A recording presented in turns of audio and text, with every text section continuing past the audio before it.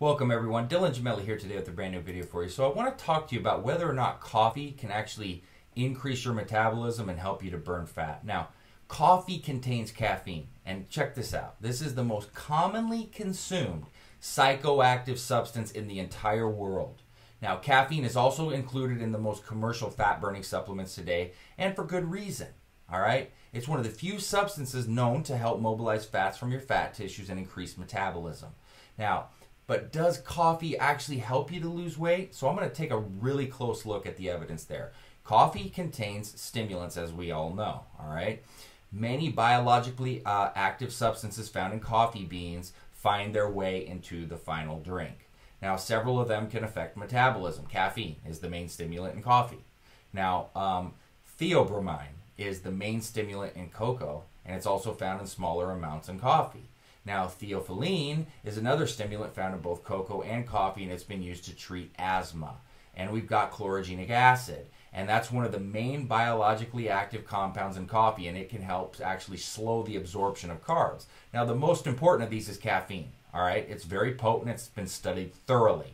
So caffeine works by blocking a really inhibitory neurotransmitter that's called adenosine. Now, by blocking adenosine, caffeine actually increases the firing of neurons and the release of neurotransmitters like dopamine and norepinephrine. Now, what happens is it makes you feel more energized and more awake. So, in this way, coffee helps you to stay active when you would otherwise feel tired. And in fact, it might improve exercise performance by up to 11 to 12% on average. Now, coffee can help mobilize fat from fat tissue. So, caffeine stimulates your nervous system, which sends direct signals to the fat cells, which tells them to break down fat. Now, it does this by increasing blood levels of the hormone epinephrine.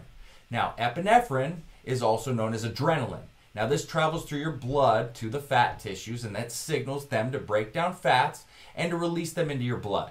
All right? So, releasing fatty acids into your blood does not help you lose fat unless you're burning more calories than you consume through your diet. This condition is known as a negative energy balance.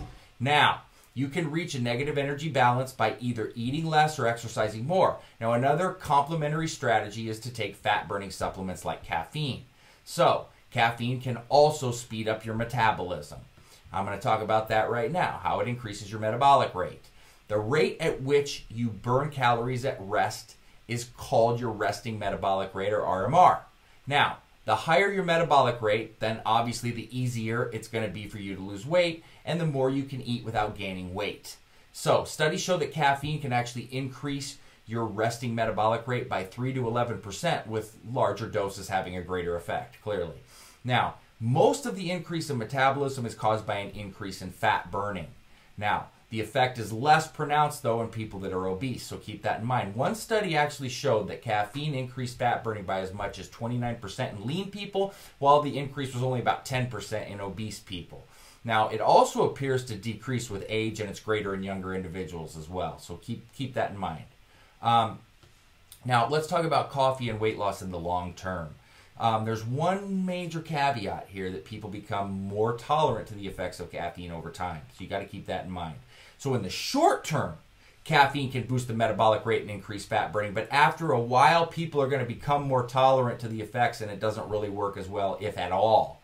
Now, but even if coffee doesn't make you expend more calories in the long term, there's still a possibility that it can blunt your appetite, and that helps you eat less as well. In one study, caffeine had an appetite-reducing effect in men, but not in women, making them eat less at a meal following caffeine consumption.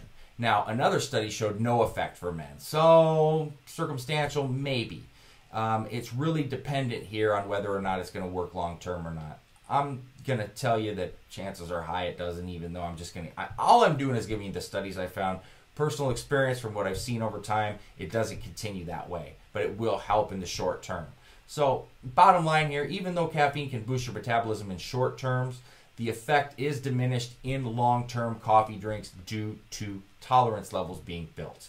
All right, if you're primarily interested in coffee for the sake of fat loss, it actually might be best to cycle your coffee drinking habits, all right, to prevent a buildup of tolerance. Perhaps cycles of 2 weeks on, 2 weeks off, something like that would probably be a lot more beneficial to you. Now, there's plenty of other great reasons to drink coffee, including the fact that coffee is one of the single largest sources of antioxidants in the entire Western diet as well. So, that, my friends, is how coffee can actually increase your metabolism and help you burn fat, and kind of debunks any myths out there and gives you all the facts on it. So, that being said, www.elitefitness.com/videos is where you can see all of my new and old videos, uncut and uncensored, published daily. www.icearms.com/forums and dylan@icearms.com is where you can get me for all questions and comments. So, that being said, stay tuned for plenty more to come. Dylan Gemelli, signing off.